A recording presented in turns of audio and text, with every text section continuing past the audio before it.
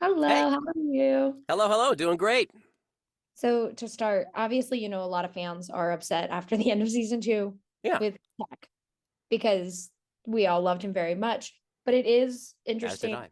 But it is interesting, like from a character standpoint, to like see how these characters are going to react to that in season three and like their dynamic. What for you as an actor was the most exciting part of getting to play the clones that remained and how they feel about the situation? Well, it's a very important part of being a human is to see how you step up, how Mhm. you step in to fill a void.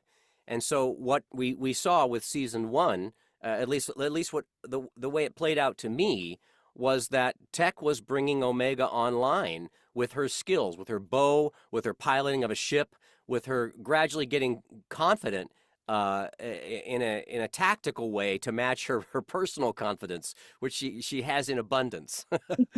And so when Tech heroically um, made his final gesture, his final sacrifice, which was successful, happily, um, there is a void that is presented. There's personal loss, but there's also a loss in the dynamic of what they had as a team.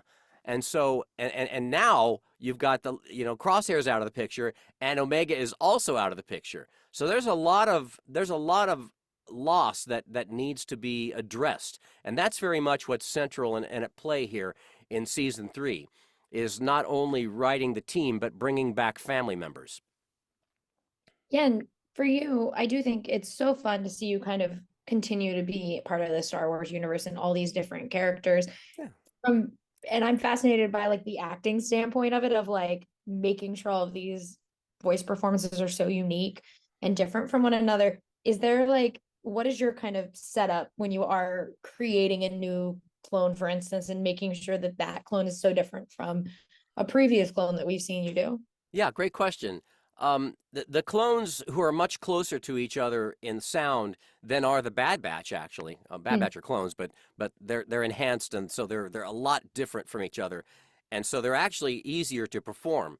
Because a lot of what makes voice acting work, or any kind of acting work, is the specificity of vision mhm. of what you're trying to perform.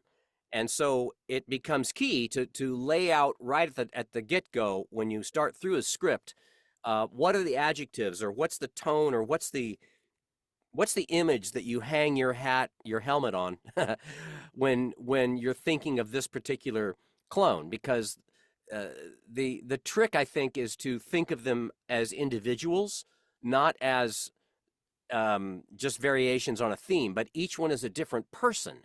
Mhm. And what kind of a person is this? Is he young? Is he old? Is he grumpy? Is he fastidious? Does he have issues? Does he laugh at things?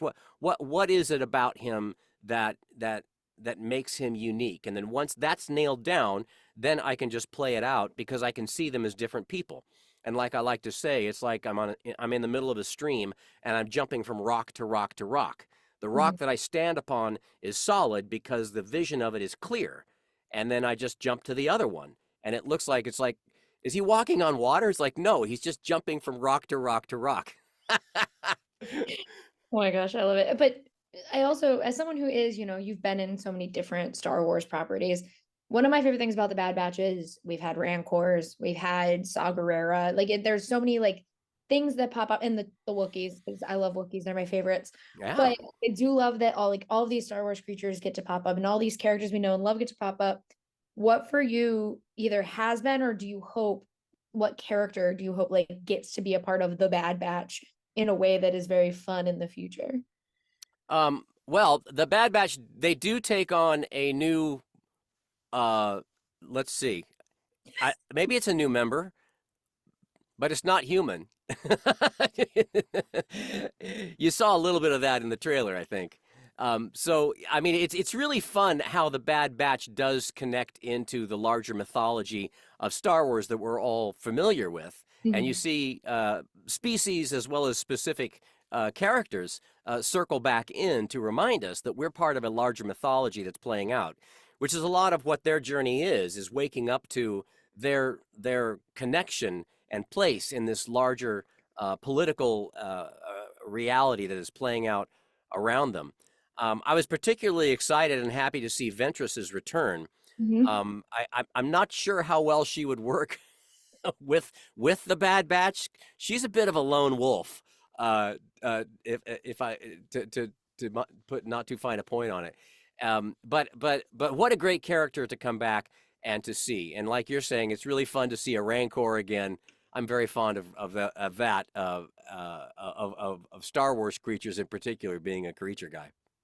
Yeah, and for my last question, one of the things that I really liked about the end of season two is like we left on a cliffhanger where that the audience is aware that Omega has a sister, but like Omega herself doesn't right this moment. And so it's like we in the audience are like, oh, when's this gonna kind of play out? For you as an actor, is that very fun to get to play from a vocal standpoint of like the knowing that the audience has information that these characters might not yet have? Yeah, as an actor, you want to jump into a scene where the stakes are clear and exciting, and that's what this is. The Bad Batch is an adventure show. It's an adventure story, and so to end on that kind of cliffhanger is a great way to prime the pump for what's about to play out in season three, so that you leap into season three already in a state of suspense and readiness for what's going to happen, what has to happen, what you want to happen. So you're already fully invested in what is playing out. You don't need to be brought up to speed. You're already there, and it's very clear what's happening. So that as an actor is what you want. You need to know not just what my character is, who they are, and what they want, but what's at stake and what is charging the environment that moves this story forward. And it couldn't be more dramatic than it is right now for the Bad Batch. So, as we saw with the launch of the series at the very first episode, you're starting with a really dramatic high point, and you're taking it from there. And so that's where we're starting again with this season three, with this exciting launch that we're about to experience.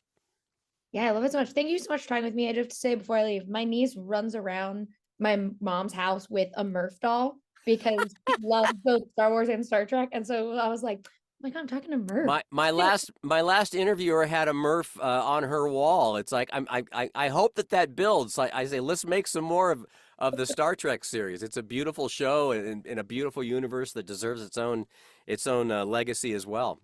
And it was so funny. I was like, oh my God, it's Murph. She's gonna be so happy. I'm like, it's a clone Murph, and it's Star Murph, Trek. Murph. Thank you for talking with me. I really appreciate it. I can't wait for people to get to see the season. Great talking to you. Have a good one. Everyone. Bye.